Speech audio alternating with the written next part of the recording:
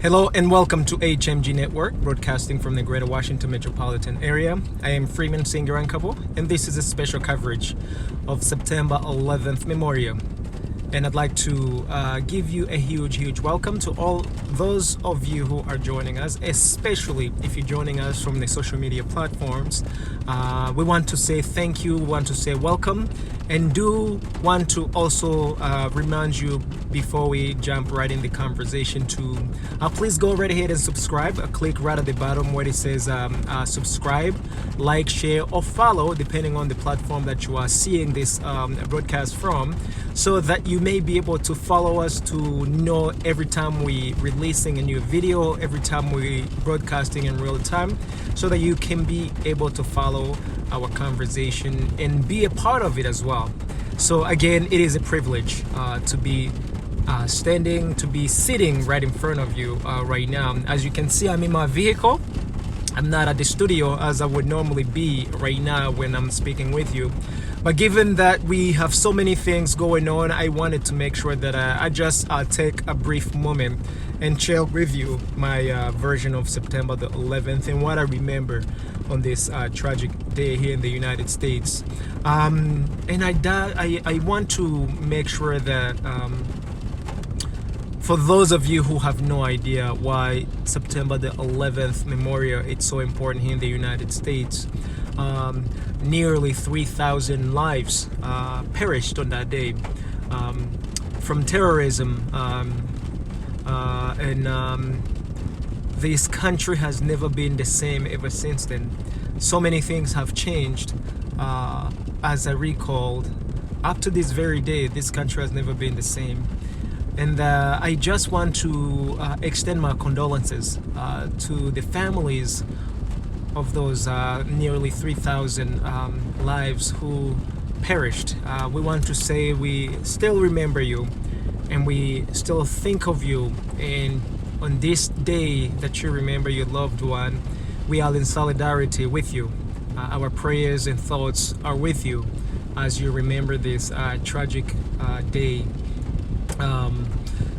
And so on that day, how do I remember September the 11th, 2001? On that day, I was in my computer science class in the morning, and I remember our professor was also the chairperson of computer science department. And so all of a sudden, his assistant walked in our classroom and whispered in his ear something. But immediately after he finished whispering something in his ear, his face just changed, like he had just seen a ghost or something really terrible had just happened. And as you can imagine, he couldn't help it. The class was over right then and there, even though it was almost gonna be over anyway, but it just ended right then and there. And he shared with us that the country has just gotten attacked. And so at first, I couldn't process what that statement meant, because here I was, this kid born in Rwanda, escaped the killings and the war in Rwanda. I'm here in America, my new home, and this guy says the country had just gotten attacked. So I was in disbelief. I was absolutely in disbelief, because I was like, this is the United States. Who can possibly attack the US? So at first, I just couldn't process the message in my head. But as you could see his face, and his anger and fear, confusion in his face, I knew something was up. So as soon as he dismissed us, we went out, and the very next thing that I've done, I went to the nearest television screen, because I wanted to hear what was happening. And just like he had just announced to us, the news literally just repeated the same thing, that the United States was just attacked by terrorists. And back then, even the word a terrorist or terrorism didn't have such a meaning in my head, because I've never heard that word being utilized on the personal level.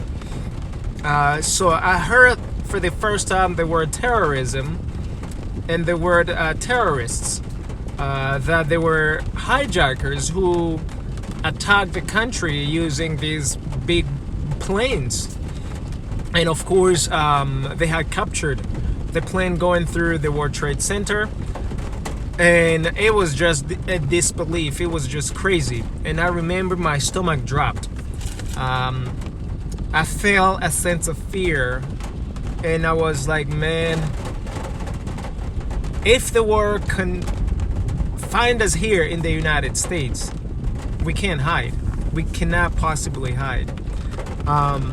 Because all along, I'm not gonna lie to y'all, I thought the United States was like a safe haven. Like nothing crazy could ever happen as long as we were in the United States. And so that sense of safety, of course, immediately just left my mind.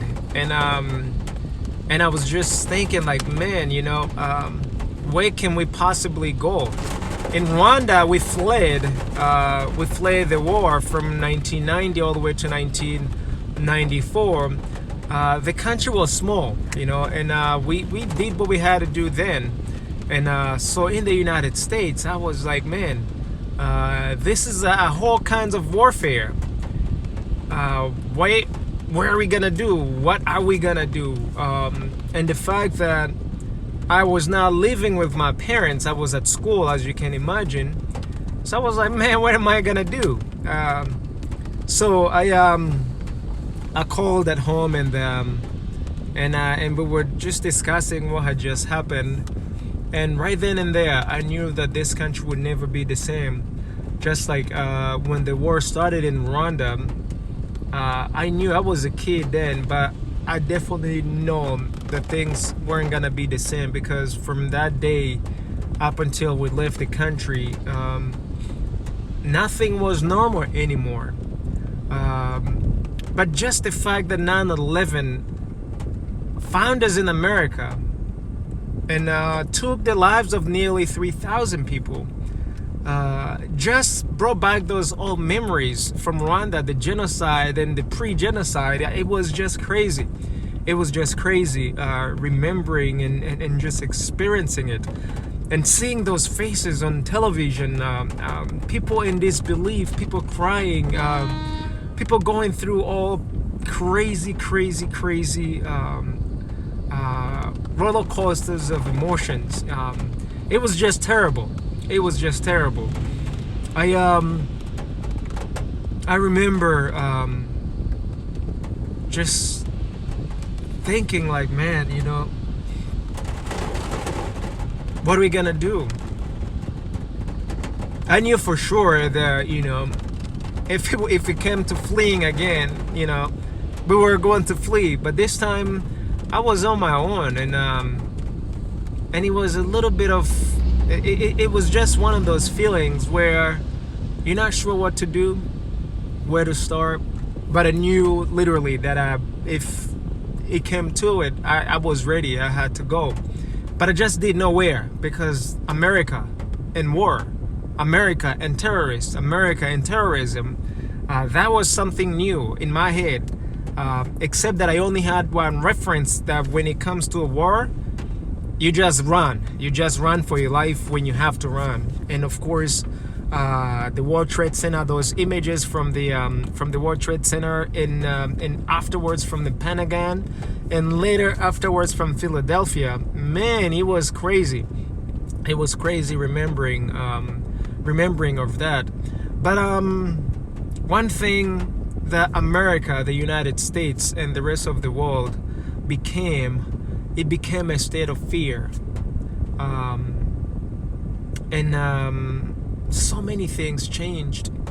I know that for those of you who were born post 9/11, a lot of things were normal for you. Things like a metal detector. I remember flying, going to the airport. Nobody will make you remove your shoes. Nobody will just search you and sort of like violating you. You know what I mean? That experience, we've never had it before 9/11. You could carry a little knife for cutting, a sandwich.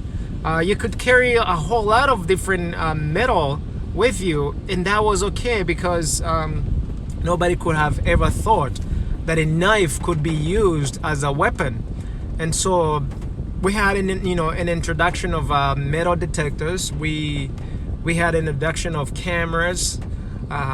We had an introduction of absolute fear, and we had an introduction of Muslims on a different scale, on a different sort of like understanding. So being a Muslim, I remember, man, it was like a taboo thing, because it so happened the 9/11 perpetrators were of Muslim background, and so if you were a Muslim, you could see everywhere you were around that people were afraid of you. So if you were a Muslim, if you had an Islamic name, and certainly if you spoke Arabic or things like Allahu Akbar, anything related to Muslim just made you feel like a target. And whether you were a United States citizen or non-citizen, or worst of all, a foreign, being a Muslim was just not fun back then. And that still has been, almost to a certain degree. There is a certain taboo, a certain fear associated with being a Muslim in this country. You can imagine, and I can equate that to pre-Rwanda genocide.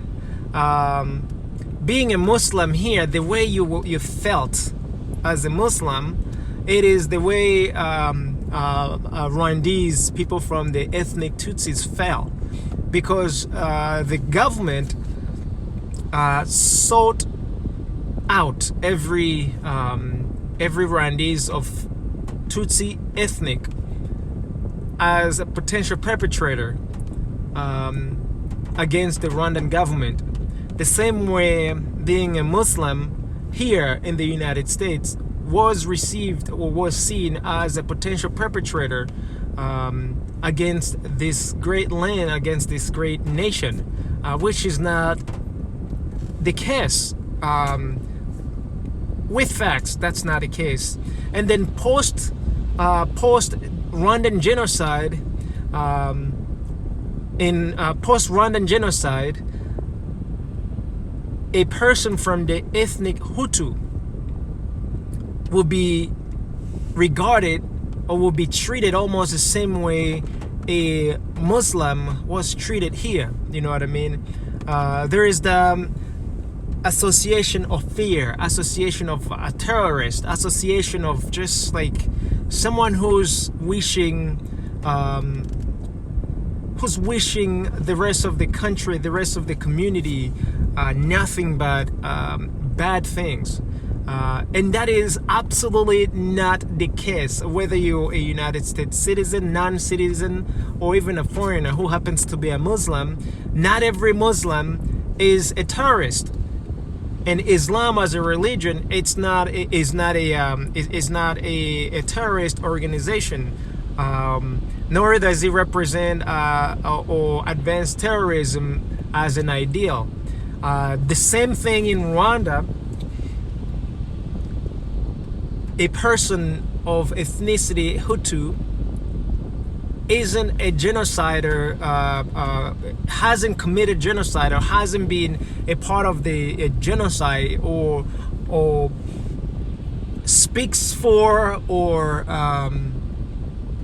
associate themselves with the Rwandan genocide. But the whole entire world, usually when they ask you, what are you, Hutu or Tutsis, they immediately put you in that box. Just like here in the United States, where being a Muslim in the 9/11, there is such a negative connotation of being a Muslim when it comes to 9/11. So why am I saying all of this? I am saying that because from where I came from, my background being a son of Rwanda and a son of this great United States, the fear that I received, the fear that I've experienced in Rwanda, and the fear that I experienced during 9/11 are just similar, except that things just took a different level of viciousness, of hate, the kind of hate that you would never have imagined as a result of 9/11 and as a result of Rwandan war and Rwandan genocide.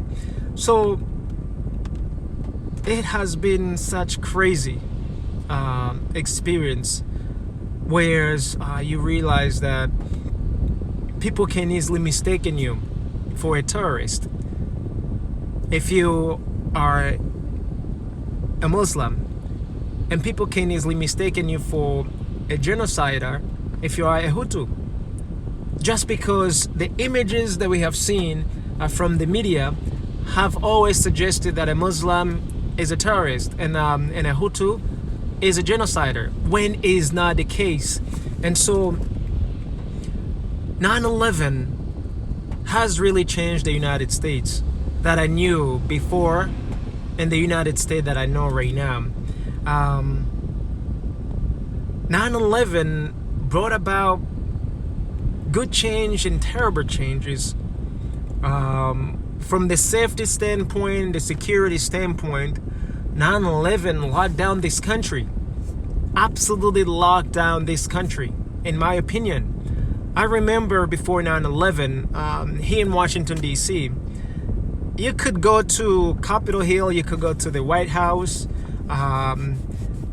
There were no formalities as far as like how they would greet you or how they would look at you. You did not have to be a United States citizen to have a tour, unscheduled tour. You could just show up, and those security guards and the tours will absolutely show you around with pleasure, I should add. After 9/11, you literally had to go through metal detector. They would have to see you. They would ask so many questions, religiously motivated, or they were literally trying to figure out, are you another terrorist coming for us, or are you a genuine person with good intentions, or are you just another perpetrator ready to commit another heinous act? So you can see that the fear was everywhere, from the very highest office within the government to the very, very, very lowest person at large in the country. And so that, for me, sort of like reignited the memories back in Rwanda, the memories of fear, the memories of not knowing what happens tomorrow, the memories of whether, there will be some sort of normalcy post 9/11. But gladly to say that all of us, we move on, and as a country, as a community, and as a people, we united against every perpetrator, every person who wishes harm here in this country, in the United States. We will fight against you. We must fight against you. The same way that also in Rwanda, the war and the genocide, and any person who supports anything that brings down the people should really be fought against, in my opinion, because fear, it's such a crazy thing. It's such a crazy thing to live with. And unfortunately, in this sophisticated world that we're living in today, most people, most organizations use fear to control people, use fear to advance their cause, regardless what kind of cause that they champion for. And it's sad that fear has really been taking the very best of us as a people. But at the same time, it is important that you remember that fear, it's simply an evidence of your ignorance about something. If you have all the information you have about anything, then there is no reason to be afraid of it. When you have the information, when you understand the information, and when you know how to go about the information that you have, or how to handle yourself with the information that you have. So this 9/11 really, it brought us pain, it brought us fear, but at the same time, it also taught us how to be more safe, how to secure ourselves, how to work together and fight evil, and how to absolutely speak of evil when we see it, and fight against evil when we see it. Because in 2019 today, it is my humble opinion that evil must be fought against. We must love instead of creating evil. We must remove fear. Anytime you're using fear to control people, anytime you're using fear to advance any agenda, eventually fear will come around and will manifest in various negative forms that will destroy far more things than building or bringing together. So it's important that on this September the 11th, we remember those 3,000 lives that perished for no reason that those lives perished. But we also want to remember that we should never allow the same thing to continue to happen. We've seen so much evil. I've seen so much evil from Rwanda, and I've seen so much evil when we arrived here, and it's just too much, y'all. It is just too much, and this has to stop for real. So my 9/11 memories simply showed me that there is no place on this earth that it's safe as long as evil can find you there. But it also showed me, and it also taught me, that there's not a single place you wouldn't go and unite with other people and fight for what is good and fight for what is right. And so those families of 9/11 who lost your loved ones, I want to let you know that today and tomorrow and the day after tomorrow, we are going to always be with you. We will always unite against evil, and we will always unite with love and build good and encourage each other and plant seeds of love, seeds of goodness, and build this country, because this country has been good to all of us. This country has been good to immigrants. This country has been good to natives. This country is a country of opportunities. And so because of that, we must fight for good, and we must always support good and stay away from evil. Guys, I'm so grateful for this moment, and I'm so grateful that you have given me your ear as I shared with you my 9/11 memories. And I am so grateful that we are no longer in harm's way, even though this world has so many evil around it. Nevertheless, there are so many good people like yourselves who want the best for everyone and who's fighting for the good in everyone. So let's continue to reunite. Let's continue to work together and build this country and build our places of origin as well, and eradicate evil anywhere that it's found on this planet. Let's work against evil and build love and build goodness.